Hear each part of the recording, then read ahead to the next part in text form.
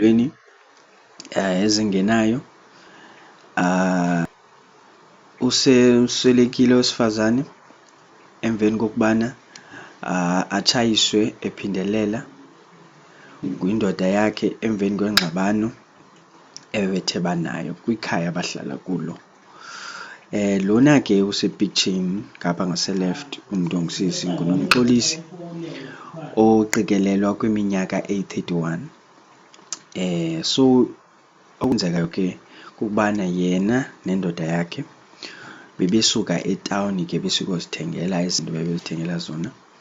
Apha endleleni kwaze ke kwavuka ingxabano leyo ithe ya-serious. So kangangokuba kuthiwe nje endlini kwabe sele kungathethiswana ncam.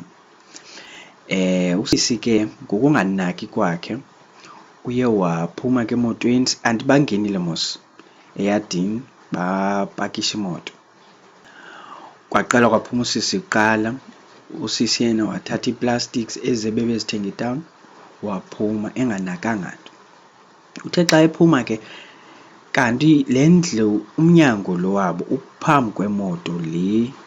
So uthe xa ilapha phambi kwemoto kanye ze indoda yakhe ngoku yacinga ke ngobu bubi bobana yave yastarta imoto yave yamtshayisa. Umtshayisa kwakhe ke cinga ke ngoku imtshayisa seyimdibanisa nedonga ngesaa speed.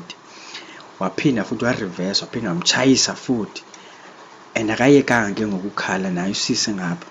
Umtshayisa ephindelela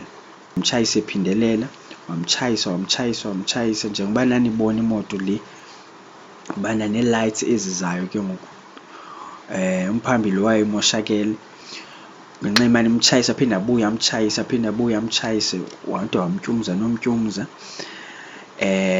Kwabe ke kukusweleka kasisi oko. And nabantu abangaphandle oomeza aba khange bave ngxolo xa besitsho.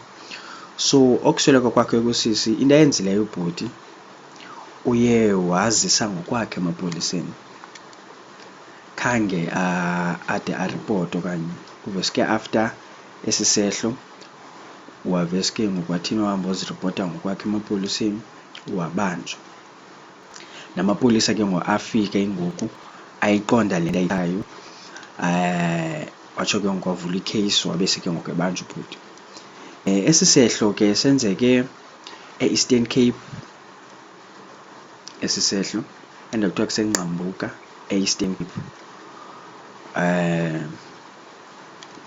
Also xa ufuna upromothelwa into zakho okanye ufuna siku-advertayizele kule page ka-YouTube okanye kuFacebook, please ungahesitate uveske uthini, ungalibazisi uvele uye kwii-comments utsho uba uyafuna siku-advertayizela okanye sikupromothele, okanye usiwhatsappele kule number ithi 0777 9589 0797779589.